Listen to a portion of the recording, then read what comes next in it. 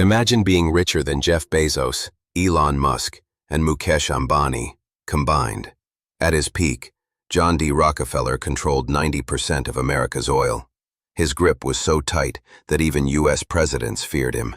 He was the first billionaire in history, and even today, when adjusted for inflation, he remains the wealthiest man who ever lived. But he did not begin as a titan. He began as the son of a con man, raised in poverty, shaped by hardship, and driven by an obsession for control that would change the world forever. John Davison Rockefeller was born in 1839 in Richford, New York. His childhood was marked by struggle. His father, William, known as Devil Bill, was a traveling trickster who sold fake medicines, cheated neighbors, and disappeared for months at a time. He once trained a bear for showmanship, but abandoned his family without hesitation. His mother, Eliza, was left to hold the household together, instilling in young John the virtues of faith, thrift, and relentless discipline. From Devil Bill he learned cunning, and from Eliza he learned restraint. Together, they forged a boy who grew into something far more dangerous. A man who could combine charm, calculation, and cold precision. As a teenager, Rockefeller found comfort in numbers. He was lean, quiet, with piercing gray-blue eyes and a sharp nose. But behind that reserved exterior was a mind obsessed with order. At just 16, he left school to help support his struggling family. He secured his first job as a clerk, earning 50 cents a day. The work was simple, but John treated it like sacred practice. He kept immaculate ledgers, counting every penny, every transaction. He marked the anniversary of this job each year, calling it Job Day, celebrating it as if it were more important than his own birthday. Every morning he whispered to himself, "I am bound to be rich." It was not a wish, it was a prophecy. When the Civil War erupted, young men rushed to enlist, but Rockefeller stayed behind. He saw opportunity in the chaos. Oil had begun seeping out of the ground in Pennsylvania, a dirty nuisance to many. But to Rockefeller, it looked like the future. He partnered with a chemist named Samuel Andrews, and together they built a refinery. Rockefeller's genius was not in discovery, but in efficiency. His refinery wasted nothing, recycling byproducts into profit.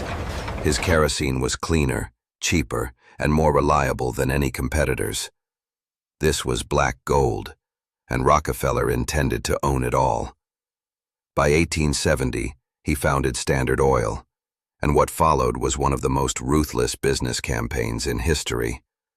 Rockefeller bought out rivals in secret deals, undercut their prices until they collapsed, and secured exclusive rebates from railroads to cripple competitors. In Cleveland, 22 of 26 refineries were absorbed in what came to be known as the Cleveland Massacre. Within a few years, Standard Oil was the undisputed king of the industry. Newspapers depicted him as an octopus, its tentacles wrapped around barrels, railroads, and even the U.S. Capitol. To the public, he was a monster. To Rockefeller, he was simply bringing order to chaos. His wealth grew beyond comprehension, but so did resentment. Workers protested outside Standard Oil offices. Journalists dug into his secret deals, and rivals like Andrew Carnegie challenged him. In 1902, a journalist named Ida Tarbell published a devastating exposé on Rockefeller's methods. She accused him of crushing competition, bribing officials, and operating above the law. Her words galvanized a nation, and President Theodore Roosevelt declared war on the monopolies. The climax came in 1911, when the Supreme Court ordered the breakup of Standard Oil into 34 separate companies. The public celebrated, believing the giant had been slain. But the irony, the pieces of Standard Oil, companies like Exxon, Chevron, and Mobil, exploded in value. Rockefeller, already one of the richest men in history, saw his fortune triple. By the time he retired, he was the world's first billionaire. In his later years, Rockefeller shifted from ruthless businessman to philanthropist. He gave away more than $500 million, funding universities, medical research, and global health initiatives. The Rockefeller Foundation played a role in eradicating hookworm, advancing medical science, and reshaping education. He lived to the age of 97, thin and frail in body but still sharp of mind, walking the gardens of his estate as the world debated his legacy. So, who was John D. Rockefeller? A tyrant who strangled competitors and corrupted markets?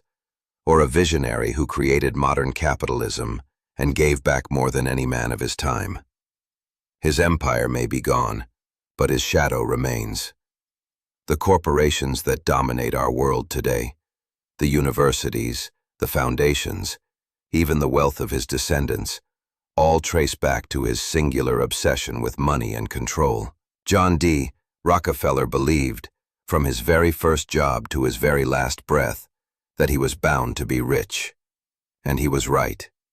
His life is both an inspiration and a warning, a story of discipline, power, and ambition so absolute it reshaped not just America, but the very idea of wealth itself.